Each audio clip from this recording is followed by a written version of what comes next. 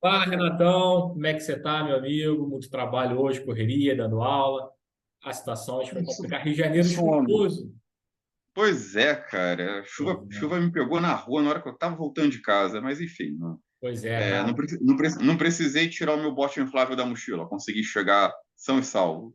Ah, sem dúvida, sem dúvida. Isso aí é um ponto muito importante. Então, vamos lá, vamos começar com aí não é uma ruína, né? Não é uma ruína, mas vamos começar aqui para não perder nossa identidade de canal. Então a gente vai deixar aqui uma recomendação. Senão daqui a pouco a gente está virando igual lá o Foucault lá da fofoca, como é que é o nome lá? O Amir, né? O Amin Kader, Amir Kader, maravilha. Então aqui, ó, começar hoje a gente vai trazer aqui uma indicação boa de um livro, ó.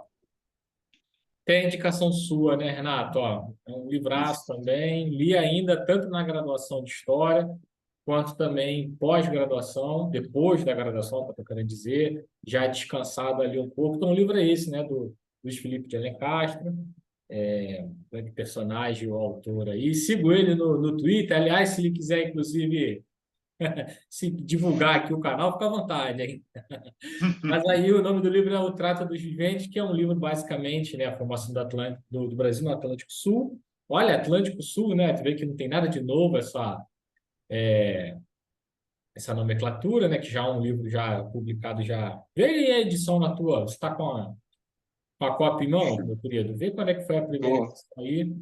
É um livro deixa mais eu sobre ver. história colonial, obviamente, né? E é a Essa aqui é, pô, é do início dos anos 2000. criação 2000. e a primeira edição. Peraí que eu tô procurando aqui. Não fica à Ah, vontade, não bababá, tenha pressa, bababá, não. bababá, bababá, bababá, bababá, bababá, babá. Ué, eu sou péssimo para ler fichas catalográficas aqui. 1996. Quer dizer, bom, estava na sequência desses estudos aí do Sul Global, Norte Global, estava iniciando, começando aqui no Brasil, Iniciando. não aparecia tanto, mas gente, até o livro que mais para frente a gente fala aqui, do Hidra Negras, Atlântico Negro, do Paul Gilroy, basicamente contorna esse período, né? Década de 90, 2000. Estou tentando fazer nenhum tipo de ligação aqui, até porque são tradições epistêmicas historiográficas distintas, não é isso? Mas está circulando essa ideia de uma coisa mais conectada, né? Esse universo conectado. Sim. Quer falar um pouquinho sobre ele? Assim, apesar de ser um livro bem erudito, é um livro que é voltado tanto ao público que é eminentemente da história, quanto para o pessoal que não tem tanto conhecimento histórico ou não é necessariamente da história. É um livro que articula bem essa linguagem, é um livro acessível, é um livro que não é só calcado em documento, mas ele traz reflexões, ele traz um aspecto de percepção subjetiva que é algo que caracteriza, inclusive, muito essas questões desses estudos do qual faz parte o Paul Gilroy, a Hidra de Muitas Cabeças. Então, ele vai trazer um pouco mais esse aspecto subjetivo. Ele é muito produto de uma historiografia que no Brasil ainda, pelo menos ao grande público, é muito recente. Então, acho que para quem, por exemplo, quem está começando na faculdade de História, quem pretende cursar Ah, História, é, recomendadíssimo, verdade. é um livro que, para começar, vale a pena. Você não precisa ter amplo domínio de teorias historiográficas para entender. Claro, conforme você for avançando, você vai entendendo mais aspectos do livro. Mas, para uma primeira mirada, quanto para um olhar mais especializado, é um livro que vale a pena ter. É. Uma das coisas bem marcantes, assim, né, para além do prefácio dele, tem um prefácio bem interessante, depois Sim, fica aqui, né, o registro. Mas, claro, né, as imagens, não estou falando das imagens, os anexos. Claro que as imagens são lindas, a gente está vendo aqui uma edição da Companhia das Letras, é um livro barato, mas a gente encontra, né, Renato, em bom e belo sim. PDF, mais acessível PDF. aí. Fazer o quê, né? O livro Aí, saindo. aí depois de você falar isso, o autor não vai mais querer divulgar aqui com a gente, né, Bené? Aí você Ah, quebra a então, mas firma. aí tem a edição, não, imagina, tem a edição impressa. Aí a gente não ganha patrocínio de ninguém, Bené. É verdade. Então, eu retiro o que eu disse, né? Isso não existe, esse mundo de PDF é um completo Não, faz de não, conta. não E aí, faz parte. pois é, registrar tanto os anexos, as imagens são lindas, bela edição, a capa é muito linda também, mas também as imagens que contém dentro dele, E muito sim, emblemático a imagem explicando a questão do clima, né? Como também o clima, assim, foi um fator, de certo modo, determinante, que a gente não pode.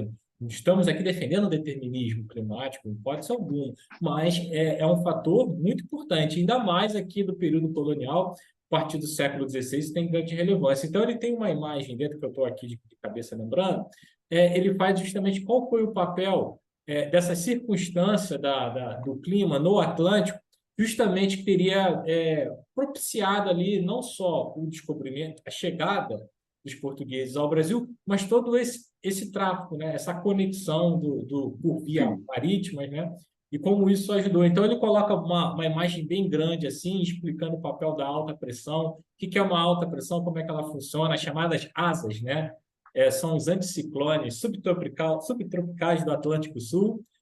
Exatamente. Não, tem outro.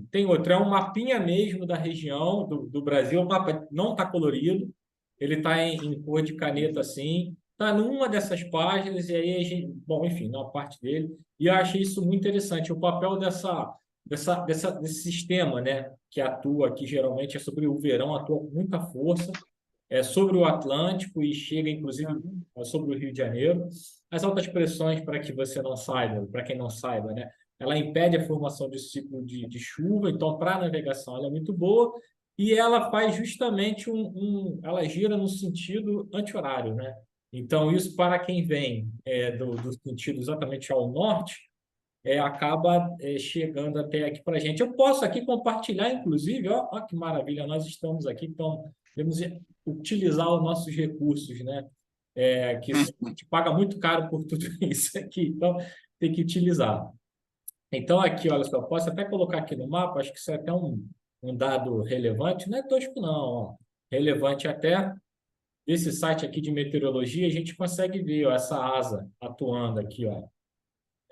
Para essa época do ano, ó, onde ela está, ó, é o A, esse Azinho aqui. Ela está aqui, há uma alta pressão. Mas quando vai chegando por volta ali do mês verão, né, mais especificamente, né, de dezembro até março, ela vai se encostando aqui para a região do continente sul-americano, como diriam os mais velhos.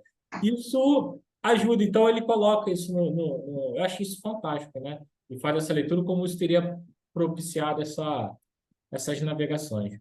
Muito interessante, né, Renato? Muito boa a sua sacada aí, cara. Muito boa a sua sacada de ter lembrado desse livro que realmente é muito bom. Bom, amanhã trazemos, né? Para quem não sabe, o Bené estava cursando faculdade de meteorologia, tá, gente? Bené ia ser garoto do tempo. Exatamente. E é aquilo, né, Renato? Como você bem fala, né? Aqui a gente vai girando de De cabeça de físicos, alfinete a astrofísicos, combustível de foguete. e a gente vai se dando, vai se virando se virando no estrito. Bom, ontem, Renato bombou aqui, mudando de assunto, vamos para a primeira ruína do dia, né? Já falamos aqui da nossa, isso é uma ruína, trouxemos uma pérola histórica.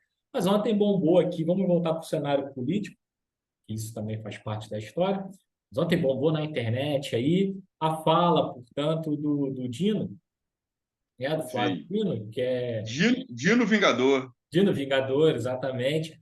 Quer ouvir um trechinho da fala dele? Não quer, Bota né? aí, bota aí. Posso. Bota aí. Bom, isso se rodar, né? Vamos lá, né? Que aqui a gente não tem uma máquina tão possante, então a gente, né? Mas vamos lá. Estamos aqui com muita tecnologia, né? Então não vamos reclamar disso aqui da nosso aparelho, nossas. Eu acho que eu não vou conseguir rodar. Eu não vou conseguir rodar. Vou conseguir rodar, se eu soubesse. Estou usando óculos agora que eu consegui encontrar. E aí, vamos lá. Coloquei com áudio. Cheguei, é porque é uma dinâmica.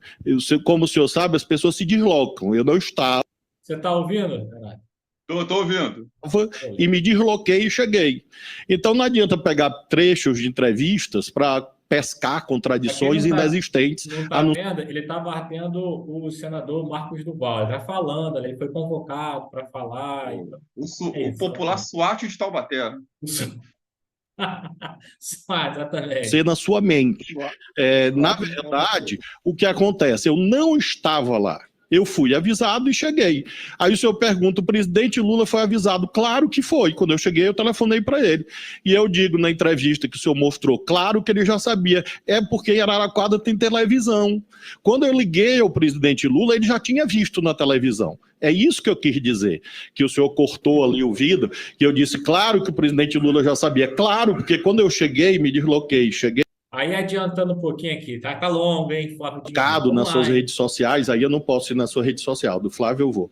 Se dedicado a vídeos difamatórios, agressivos contra mim, obsessivos.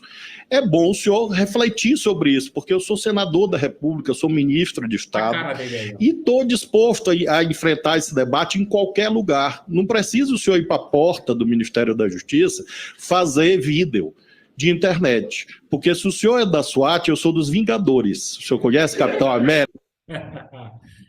Maravilha. E aí, por conta dessa belíssima fala, belíssimo discurso, que coisa, né? O país realmente está com tantos problemas nesse momento, e aí o que a gente tem aí no nosso Congresso parando suas atividades, ao invés de ele se preocupar com as condições de miserabilidade, inclusive também alta demanda, alta demanda não, alta inflação, preço do mercado, a própria questão do desemprego, fica convocando, né, exatamente os ministérios para poder criar esse clima aí, criar conteúdo para a rede social, sobretudo conteúdo nas redes sociais bolsonaristas, né? Mas acaba que sai pela culatra, porque esses caras não se programam direito, né, Renato? E aí o que acontece?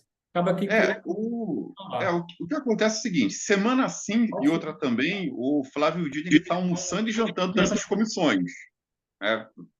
Todo dia o Flávio Dino está almoçando e jantando um bolsonarista diferente. Pois E é. você vai nas redes sociais do Marcos Duval, aí, como ele perdeu no argumento, como ele perdeu na ideia, aí ele começou a sacanear o Flávio Dino com questão de peso, com questão de forma física, um otário. Aí, ontem divulgou que ele tem documentos que comprovam a prevaricação do governo Lula no dia 8. Aí eu fui lá e comentei, são os documentos de Taubaté, não é? Porque são documentos que não existem. Não, eu vou soltar esses documentos na CPMI. Eu falei, o documento de Taubaté, né? É tipo os protocolos dos sábios do Sião, Sim, documento forjado.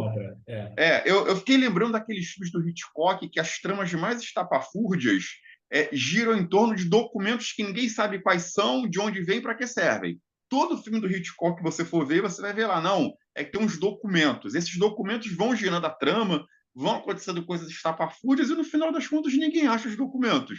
Então o que o Marcos Duval deve ter com ele são documentos estilo Hitchcock, documentos de Taubaté. Tem documento. Aí quando chegar na CPMI, vai forjar o que não, que eu perdi os documentos, eu sofri um ataque hacker, pegaram meus documentos, não sei o quê.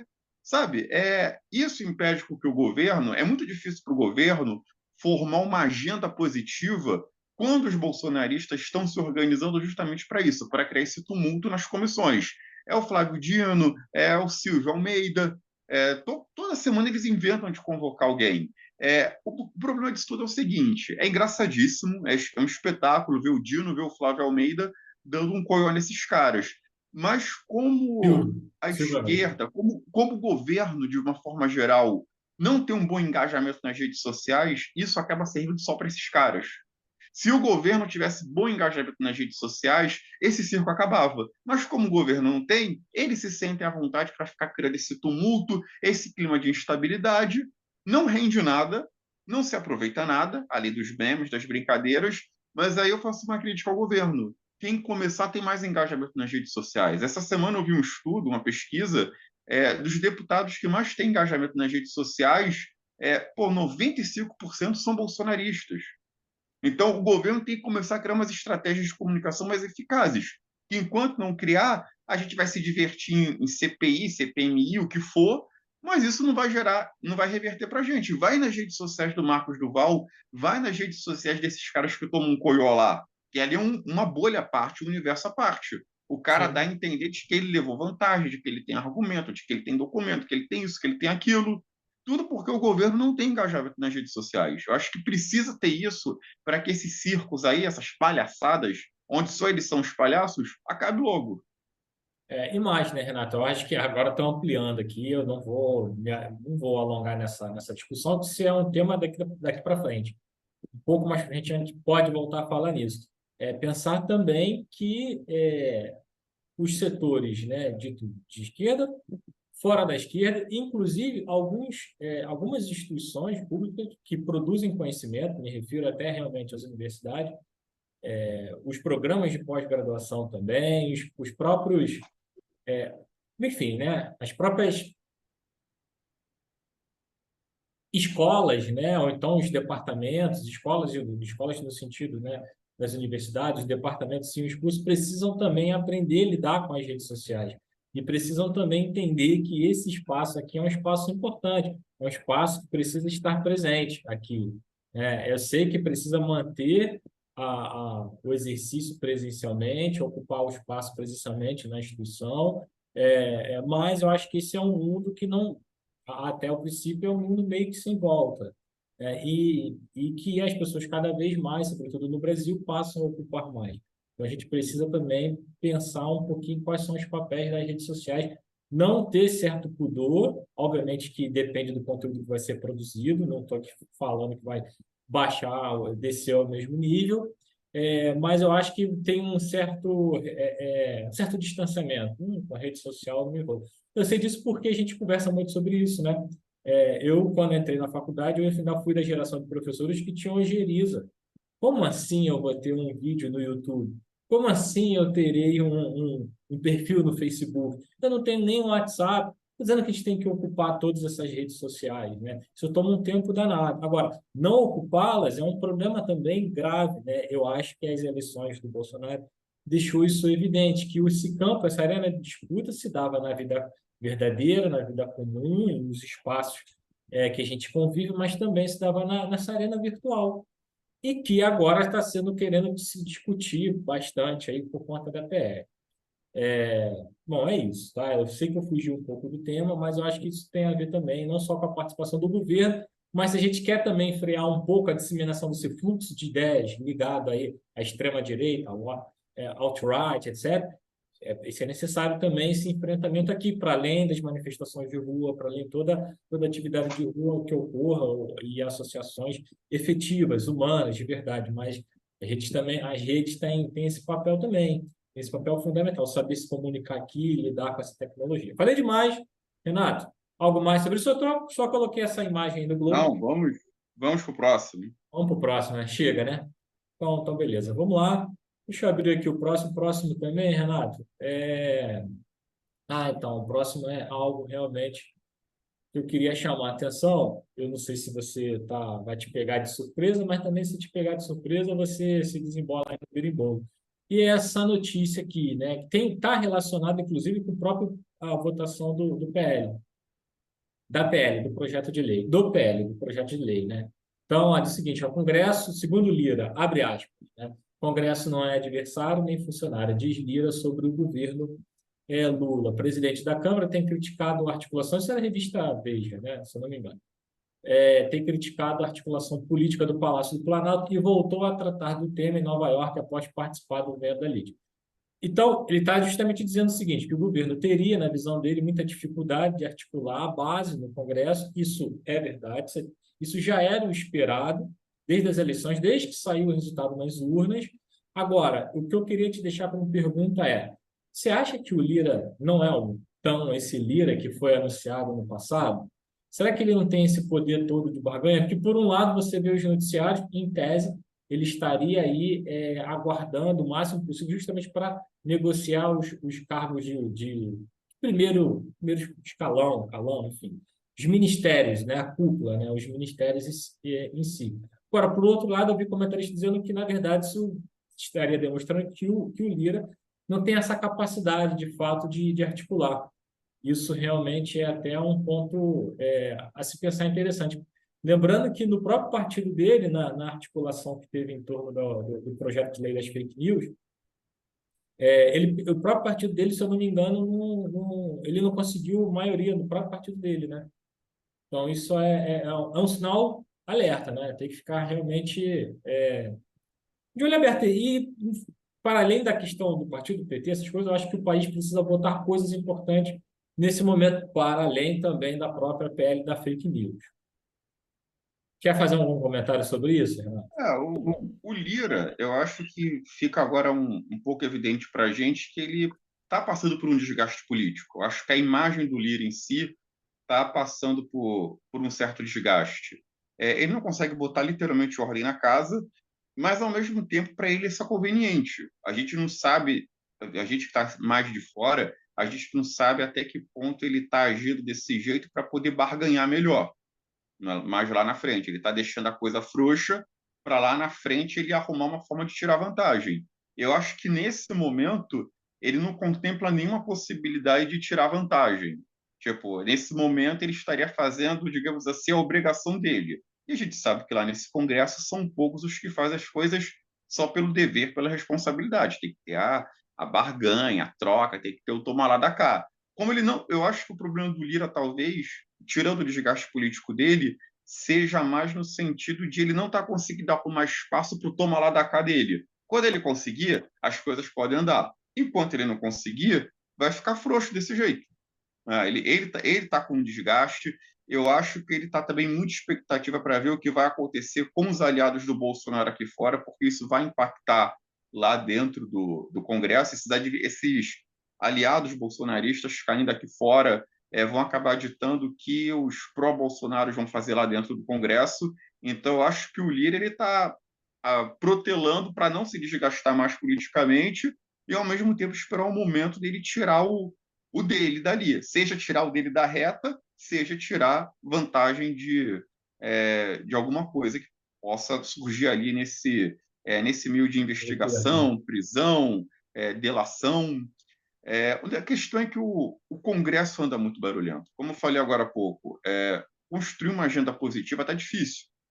Não só porque o governo não tem a maioria, mas porque está tendo dificuldade de articular, porque não tem um engajamento. Então, assim, aquela política que está ali em cima de conversar, de negociação, de dinheiro, de visitar não sei quem, de trazer não sei o quê, isso pode até estar indo bem, mas uma hora vai ter que sentar para poder desembaraçar essas coisas aqui. A questão nós estamos indo para o 6º mês de governo, sexto não, nós estamos no 4º mês de governo, para o 5º, e não se resolveu nada até agora. Assim, nenhuma medida no âmbito de Congresso Nacional efetiva com relação daquelas coisas que já se esperavam, aumento e tal.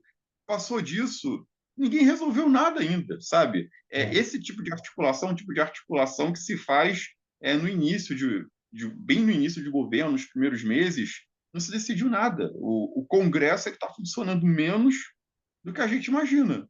Se passar julho, bater agosto e as coisas não começarem a andar, a chance da gente estar caminhando para uma outra crise institucional não deve ser descartada. Sim. Agora, olhando um pouquinho, saindo um pouco do Congresso e olhando o próprio Executivo, te parece também que a gente já está indo para o 5º mês, eu sei que precisou dar uma verificada onde você está chegando, como está a situação, né? Foi a mudança de mandato. Mas você acha também que não falta projetos claros, encaminhamento de projetos? Tivemos, no caso, o arcabouço fiscal, do qual não iremos falar aqui, não iremos tecer crítica, mas também muitas coisas ali são bastante criticáveis, né? Que na verdade é um projeto acaba para agradar realmente o mercado, e o mercado não gostou. E o mercado não teve um feedback positivo e vai continuar não tendo, que isso é uma outra questão. Você não acha que está faltando aí um pouco de projetos nas áreas, né? Sei, né? A própria educação em si, não sei qual, não está muito claro quais serão os parâmetros, se terá uma reorganização, reestruturação. A questão do ensino médio ficou parada, só ficou sobreestado. O Enem foi sobreestado também, mas não há uma coisa, uma dinâmica maior. Bom, o próprio Ministério da Saúde, né? Não vou aqui falar mal, Elizabeth Trindade, professora Anísia Trindade, hein, que foi departamento, né, no programa, hein? Ó, que difícil, hein? Pisando em ovos, hein? Não é nenhuma crítica, mas a pergunta será que não faltaria aí enfim, né, uma agenda, né, projetos agora para poder construir. Falta pulso firme. Falta o meter o pé na porta e fazer.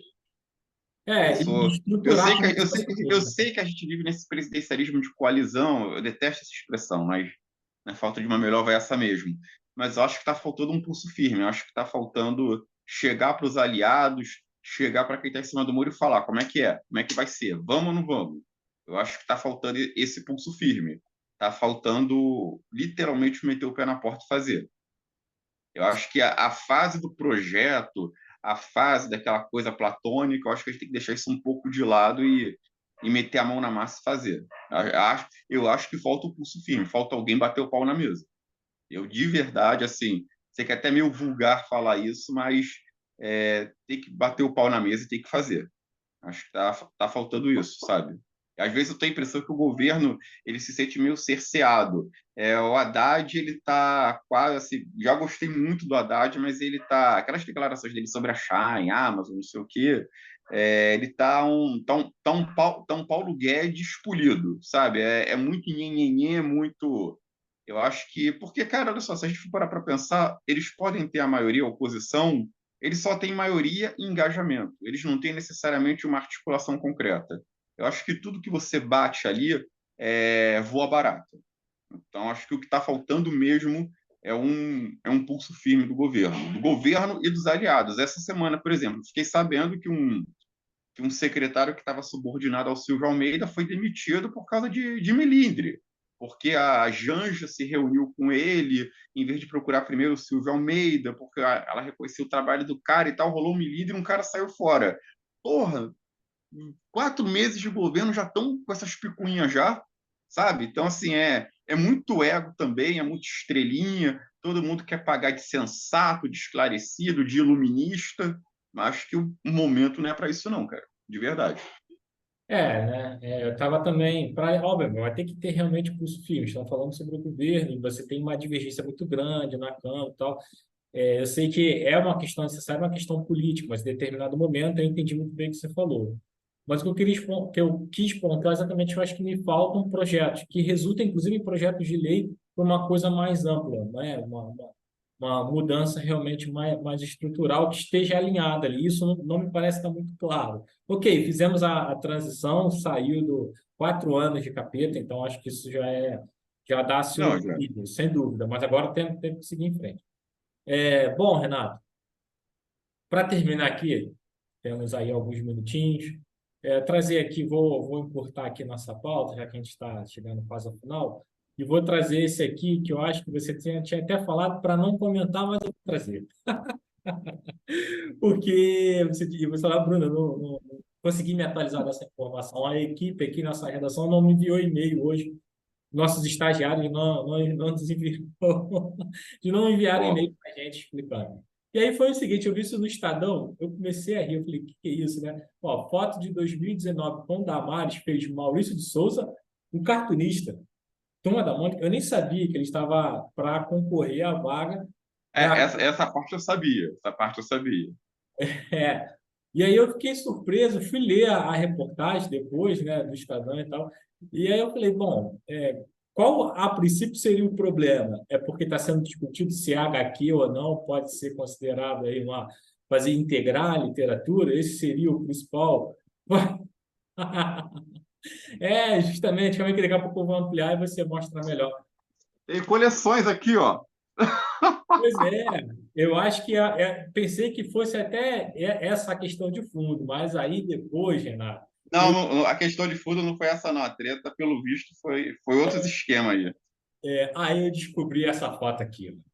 Ah, Eu falei, olha, Maria. vou ter que rasgar os gibis todos que eu tenho, não imaginava. Vou ter que cancelar entre todos os. Que situação, hein, cara? Logo com a Damar. Cara, cai o último bastião. Meu Deus, só não falta mais nada. Agora ficou triste ser brasileiro, realmente. Eu vou, inclusive, para amanhã. Você quer ir para amanhã, Milton, comigo, Orlando? Todo mundo vai Pô, estar não, satisfeito. lá falo inglês, eu não sei falar inglês. Meu Deus do céu, meu Deus. Mas, enfim, triste, hein? Lamentável essa cena. Esse Cara, é uma ruína, demais. Renato. Esse é uma ruína autêntica. Quer falar alguma coisa sobre isso? Talvez sobre os HQs, se a HQ poderia ser considerada literatura, essas coisas. Assim, é um milagre a Damares não ter chamado a Mônica de comunista pelo vestido vermelho, que na cabeça da Damares é meninos usam azul, meninas usam rosa, a Mônica usa vermelho. E Então, assim, já A Magali seria uma comuna disfarçada, melancia, né? é isso. Pô, vamos ficar só com as histórias em quadrinhos mesmo. Por exemplo, essa série aqui, ó, Gráfica MSP, são os personagens dele reimaginados por outros artistas, outros autores, outros desenhistas. Ó, tem várias aqui, eu tenho a coleção quase toda do Olha que Gráfica legal, o MSP. Bidu. Ah, que bacana, bacana. Pô, tem o Bidu, aí tem, cara, esse aqui é dos meus favoritos, Fuga, que é o louco, tem um aspecto junguiano aqui nessa história que é fantástico, cara. Legal, legal, legal. Quer dizer, Então acho que a gente deve ficar só nisso mesmo. Vamos pular essa parte. vamos pular essa parte. Mas olha, eu não lembrava dessa foto, não, hein? Não lembrava, não. Eu nem sabia dessa foto, eu soube quando você me mostrou. Assim, eu pensei que tinha toda a questão de que, não, é história em quadrinhos, não pode ser considerada HQ, não sei o quê. Assim, depois que o Paulo Coelho foi aceito, eu acho que não deveriam existir mais barreiras na Academia Brasileira de Letras, sabe? Então, aí eu Renato, pensei, não, pô, Paulo Coelho, aquilo, né? Imerval Pereira. Imerval. entre Paulo Coelho e Merval Pereira, eu prefiro Paulo Coelho, disparado. É difícil, hein? Mas é. Mas enfim. Paulo Coelho, É. que, aliás, escreveu o Manual de Vampirismo, um dos melhores que eu já vi na minha vida. Você tem esse livro? Não tenho. Eu tinha um PDF dele. O livro difícil de achar é caro, rapaz. Manual de Vampirismo, do Paulo Coelho. Para mim, acho Bom, que é um dos melhores trabalhos dele. será que é? Ele, Ele sempre que teve ele essa ensina como, fé. que ele ensina como identificar. Ele conta a história dos vampiros, ensina como identificar, como se proteger de um vampiro e tal. Pô, bem bacana. Que coisa, se defendendo do Temer, né? Agora, ronda ali a pecha de que ele, na verdade, não fez nada disso, não escreveu nada disso, ter sido plágio. Será que esse manual também é dele ou ele plagiou tudo? Já vi umas histórias dessas, já ouvi. Já ouvi. Ó, foi o que eu ouvi dizer, tá? Só estou dizendo É, que não fui eu, não representa a opinião nem minha, nem do Renato, tá aqui gravado, ó, para fins de processos futuros. Ah, tá Mas, ficando bem claro, né? Paulo Coelho ele traz uns temas, traz uns temas legais. Eu, particularmente, gosto mais da fase do Paulo Coelho quando ele era letrista junto com o Raul Seixas. Sim, sim, verdade, verdade. Verdade, sim. Bom, Renato, tinha mais coisas na pauta, mas fica para uma outra ocasião. Estamos aqui com o nosso tempo bastante apertado e ficamos nessa aí. Vamos encerrar por aqui essa Vamos. fake live. Fake live. A ruína da história. Quando a gente chegar a 1.000 inscritos no Instagram, vamos fazer uma live e vamos dar nosso Pix. É isso. É isso. Não sei como a gente vai fazer essa live, mas a gente vê. A gente faz essa live. Então, A 1.020 gente vê. inscritos no Instagram. Nossa campanha aí. Já abre aí a conta para o Pix da gente. A gente vai Com certeza. começar. Com A gente vai, certeza. mil a gente já pode pedir Pix já. Então tá ótimo. É isso. Algo mais? Não, só isso mesmo. Por hoje, Um só isso. abraço. Chega, né? Um abraço, meu amigo. Vamos que vamos. Pera aí, não abraço nada. Calma aí, rapaz. Tem que parar de gravar. Só um instantinho. Olha aí. Só não sabe lidar com isso.